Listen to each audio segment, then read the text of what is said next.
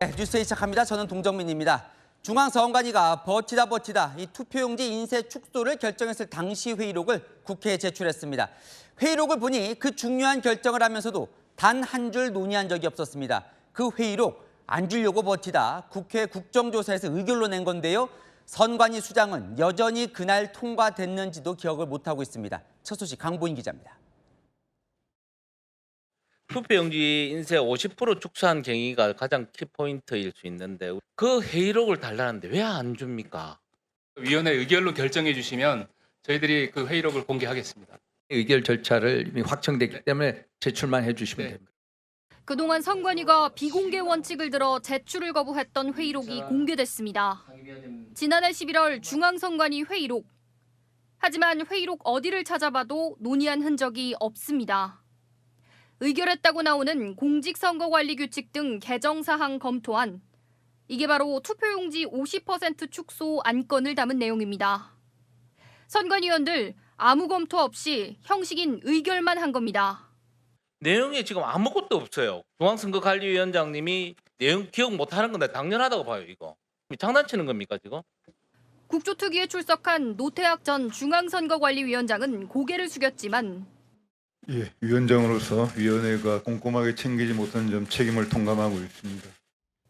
여전히 결정 과정을 기억하지 못하고 있습니다. 기억이 나지 않습니다. 사무총장의 정결로서 아마 이 정도는 짧은 내용이나마 보고는 아마 했을 것이다라고 생각을 합니다.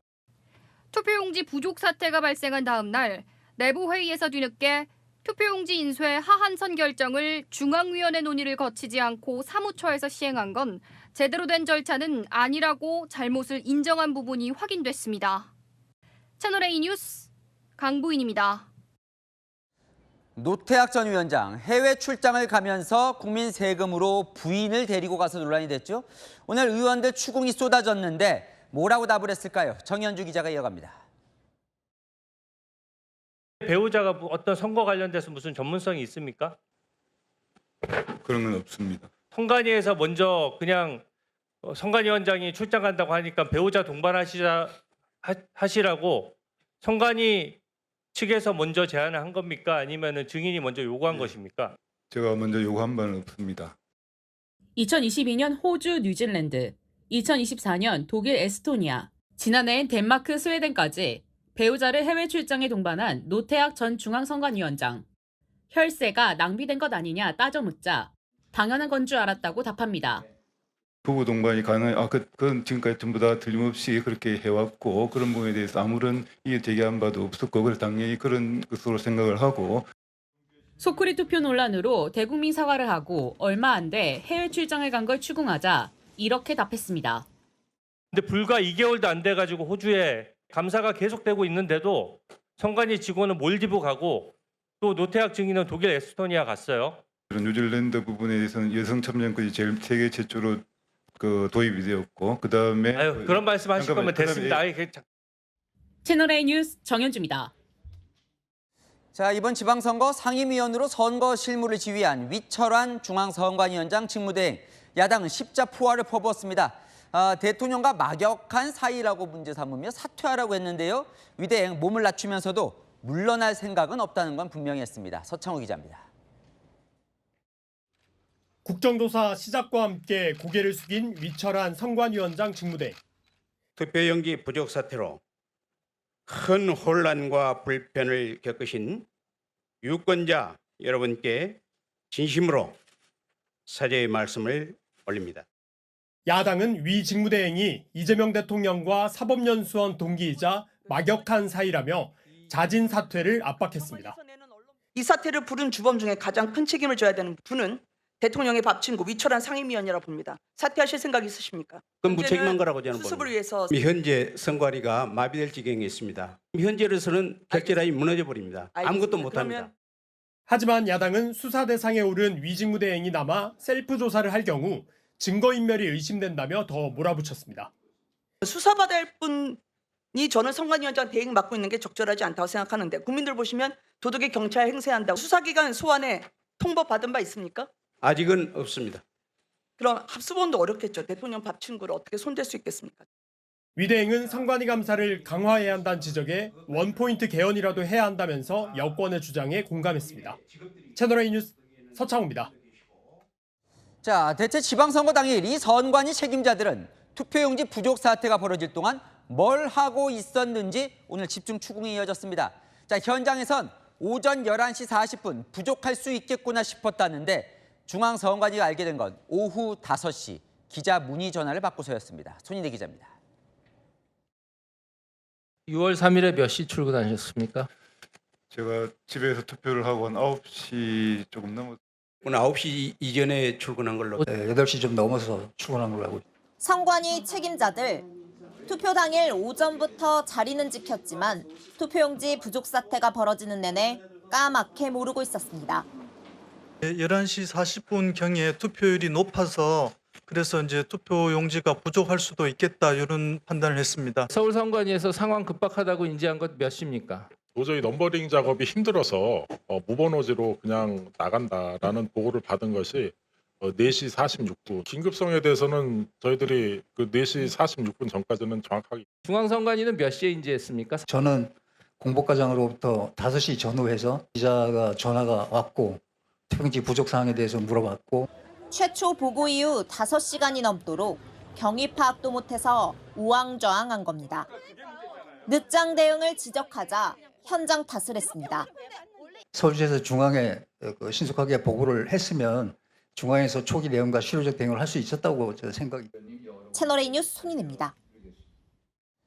결과적으로 국민 참정권을 침해한 선관위, 국회에서 진상을 규명하겠다고 불렀지만 첫날 아침 증인 16명이 불참했습니다. 중앙선관위원 9명 중 7명이 안 나왔습니다. 여야가 국민에 대한 집단 항명이라며 질타하자 오후에 일부가 뒤늦게 출석했습니다. 이솔 기자입니다. 비상임위원 전원이 불출석을 했는데요. 저는 국민에 대한 집단 항명이라고 봅니다. 아, 이분들이 짬짬이를 한 건가? 조직적으로 저항하고 대항한다라는 생각이 듭니다. 국정조사 특위가 첫 회의 출석을 요구한 증인과 참고인은 총 44명. 하지만 회의가 시작된 오전 10시 중앙선관위원 9명 중 단 2명만 참석했습니다. 투표용지 부족 당시 서울시 선관위원장, 송파구 선관위원장 등 핵심 증인 16명이 없었습니다. 조직적으로 담합을 해서 국민들 지금 대표에서 부르는 이 자리에 나오지 않았던 거기 때문에 강력하게 저는 책임 추궁을 해야 된다고 보고요. 시간이 촉박해 법적 강제성이 있는 출석 요구서 대신 임의 출석 형식으로 통보하자 이를 빌미로 안 나온 겁니다. 위원장님께서는 요구서가 정식으로 오지 않았는데 나가는 게 좀 이상하지 않느냐 이런 말씀을 하셨습니다. 여야의 거센 질타가 이어지자 중앙선관위원 5명과 전 서울시 송파구 선관위원장 등 7명이 오후 회의에 나타났습니다. 오전에 왔어요. 그 사무실에 일이 있어서 처리한다고 나갔다가 지금 대한민국에서 이보다 더 중하고 위중한 일이 있습니까? 죄송합니다. 채널A 뉴스 이솔입니다. 네, 오늘 국회에서는 투표용지 부족 사태 등의 진상을 밝히기 위한 국정조사 특위 회의가 열리고 있습니다. 노태학 전 선관위원장이 책임을 통감한다고 밝혔는데요. 노 전 위원장 면전에 여야의 날카로운 질문이 날아들었습니다. 영상으로 만나보시죠. 22년 지선부터 24년 총선 그리고 작년 대선까지 반복적으로 투표용지 부족 사태가 발생이 됐다 이렇게 확인이 된 거예요. 그리고 심지어 작년 대통령 선거 때는 총 56개 투표소에서 최소 40장, 최대 400장까지 추가 배부가 됐었어요. 이렇게 수년간 반복이 된 건데 문제가 왜 이렇게 허위 보고가 됐을까요? 그리고 이 허위 보고가 된 거를 지금 우리 위원장이 모르시고 계셨던 것 같아요. 예, 뭐 하여튼 전체적으로 책임은 통감합니다만 그런 부분에 대해서는 정확한 보고가 없었고 그래도 인지를 못하고 있는 상황입니다. 이번 6.3 지방선거 때도 똑같이 투표용지 부족 사태가 발생이 됐어요. 이거 다 인지하고 계십니까? 모르셨던 것 같은데 모르시면 모르신다고 말씀하십니다. 네. 선관위가 선거종합관리 지침을 통해서 투표용지 인쇄, 권고 수령을 각급 선관위에다가 하달을 하고 있죠? 네. 하고 있지요? 네, 그렇게 알고 있죠. 알고 계시면 이것도 모르시는 건 아니지 않습니까? 그렇게 아마 진행이 되는 것으로 알고 선거관리위원회 출장 예산 107차례 24억 원, 위원장 배우자 출장 동행 왕복 비행기표 1,200만 원 이런 비용은 아끼지 않으면서 투표용지 비용이 과연 아껴야 할 예산입니까? 대체 선거관리위원회가 무엇을 위한 기관입니까? 네, 선관위를 향한 질타에는 여야 할 것 없었습니다. 여당 의원들이 오히려 더 강하게 질타하는 모습을 볼 수가 있었는데요. 이현종 위원님. 네. 그런데 좀 저도 이렇게 국조특위 진행하는 걸 봤는데 노태학 전 위원장이 속 시원하게 답하는 걸 별로 들을 수가 없었거든요. 왜 이렇게 현안들에서 다 모른다 이런 얘기를 하는 겁니까? 그러니까 이게 이제 선거관리위원장이 비상임입니다. 대법관을 겸임하고 있기 때문에 그렇게 출근 횟수도 그렇게 잦지 않습니다. 예. 그리고 선관위 업무 자체에 대해서도 그렇게 정통하지는 못해요. 자, 그러다 보니 그냥 어떤 면 형식적으로 사실 위원장을 맡고 있는 것이지 선관위 업무는 사실은 상임위원과 그다음에 사무총장이 대부분 다 사실은 다 정결로 처리해버리고 이게 사실은 이제 그것만 보고하는 거 아니겠습니까? 그러니까 이게 구조적인 문제가 낳은 저는 결과라고 보여집니다. 역대 어느 선관위원장도 사실 선관위 업무에 대해 정통한 적이 없었습니다. 이 전에 노정희 선관위원장이 있었지만 이분은 선거 때 아예 출근을 안 했어요. 예. 그때 속구리 투표 문제가 생겼지 않습니까? 선거 당일날 출근도 하지 않는 이제 바로 이 중앙선거관리위원장이었어요. 근데 그런 문제가 느꼈다면 노태학 선거관리위원장이 좀 더 꼼꼼하게 선거 때 챙겼어야 됨 불구하고 지금 본인이 해야 될 의무는 다 하지 않고 특혜는 다 누렸잖아요.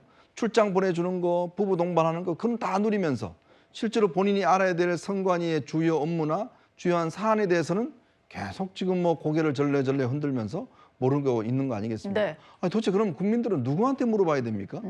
그러니까 지금 밑에 직원들이 뭘 하는지, 투표용지가 부족한지, 어떤지 이거에 대해서 모르는 선거관리위원장이 앉아 있으면 사실 이게 제도적인 문제인데 이걸 국민들이 뻔히 보면서도 다음에도 똑같은 거 아닌가라는 그런 생각을 지울 수가 없습니다. 예. 그러게 말입니다. 중앙선거위원장을 지낸 인사인데 속 시원한 답변을 들을 수가 없었습니다. 그리고 지금 배우자와 함께 해외 출장 간 것이 문제가 되고 있는 상황인데 의원들이 질의를 할 때 별다른 말 없이 그냥 고개만 이제 숙이고 듣고 있더라고요. 박창원 교수님께 좀 여쭤보겠습니다.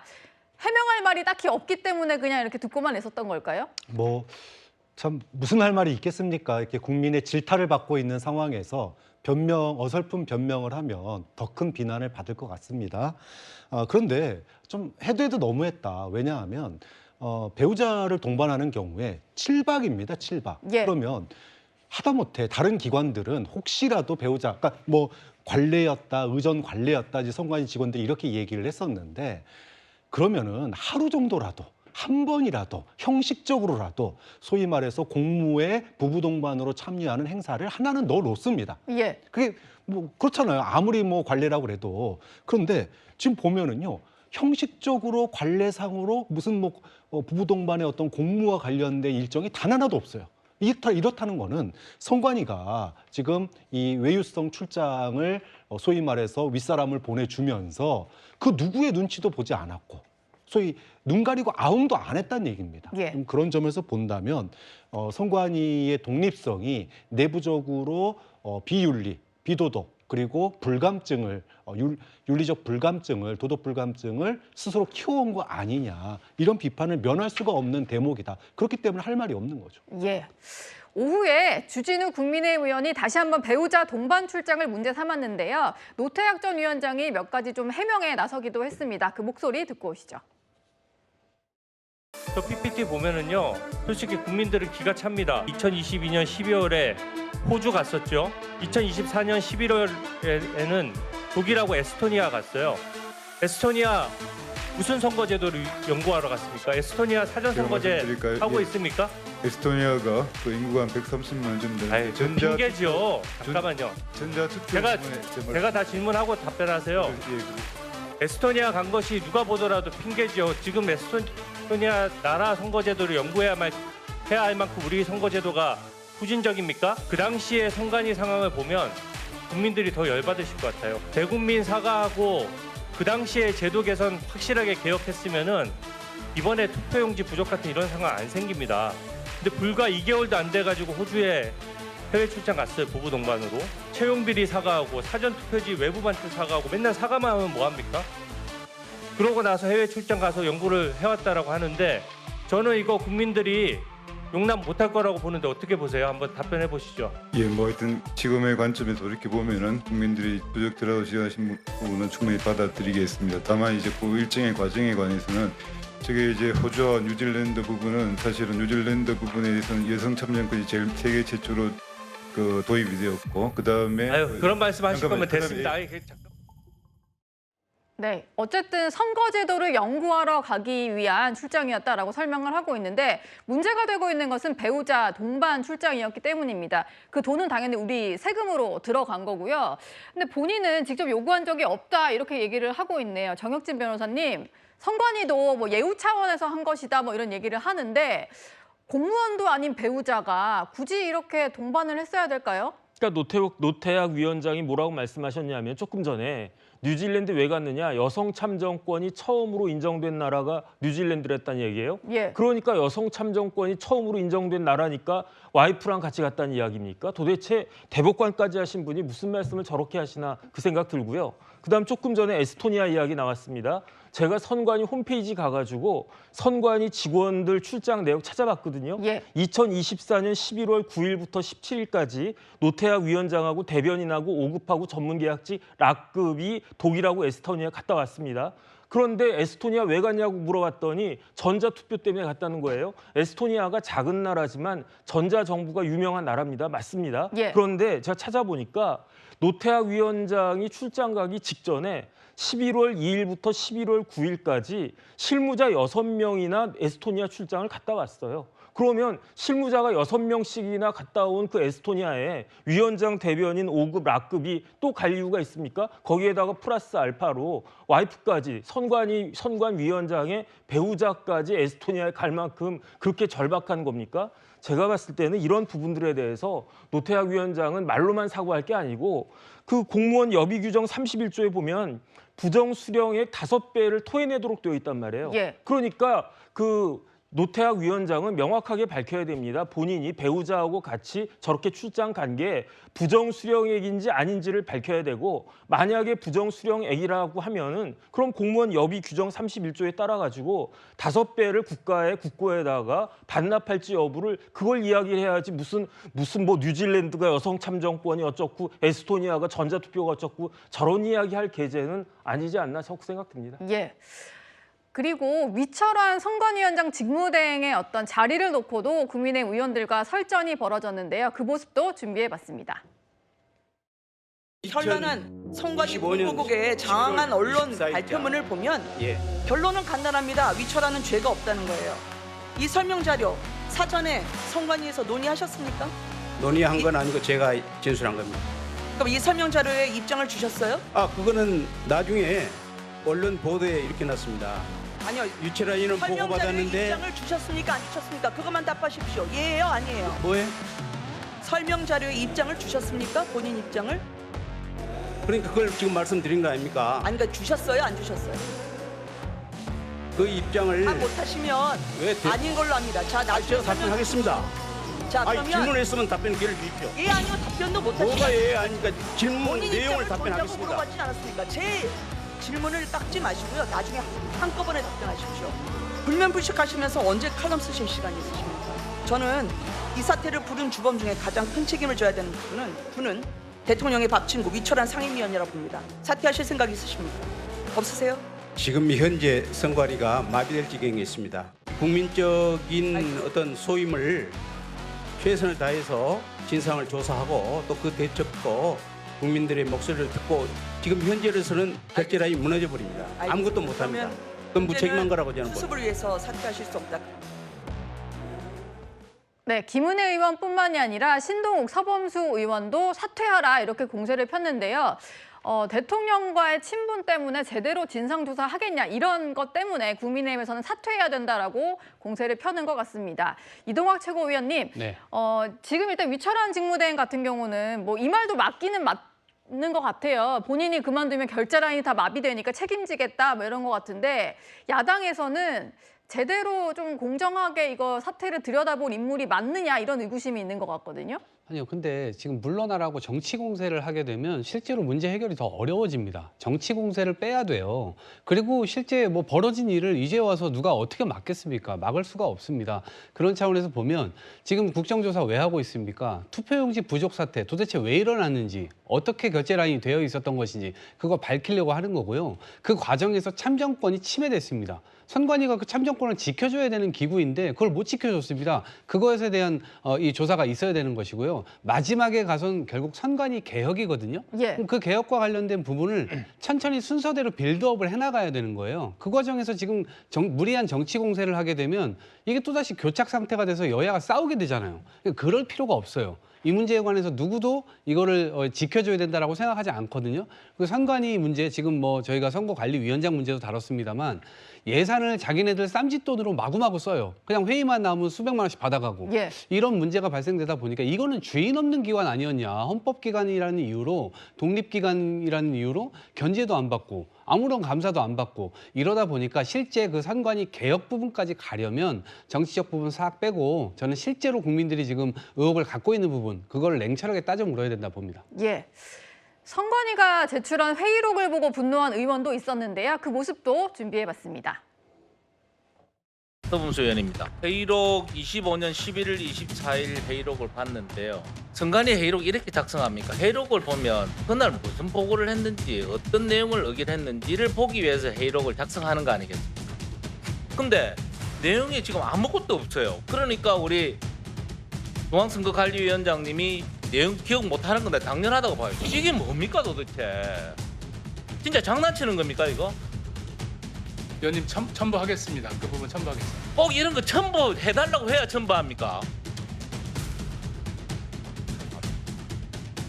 투표용지 50% 축소 인쇄에 대해서 12월 24일에 회의할 때 보고 받으셨어요? 확실히 말씀해 보세요. 이 회의록이 없잖아요. 투표 전에 알고 있었어요? 모르고 있었어요? 축소 인쇄에 대해서. 그 문건 서류가 회의에서 보고되어 가지고 상임위원장님은 작년 10월 24일에 투표용지가 50% 미만으로 된다는 50% 된다는 거 알고 있었다 이거죠. 있었어요? 없었어요? 뭘 생각하십니까? 솔직히 제 기억으로는 제가 한 달 만에 첫 회의거든요. 그 상임. 아니 그러니까 회의. 이번 네. 지방선거 전에 예. 투표용지 매수가 50% 하한선했다는 거 알고 있었어요? 모르고 있었어요? 그 회의록에 보고가 있었기 때문에 50% 하한 기준이라는 것을 알고 있었어요? 네.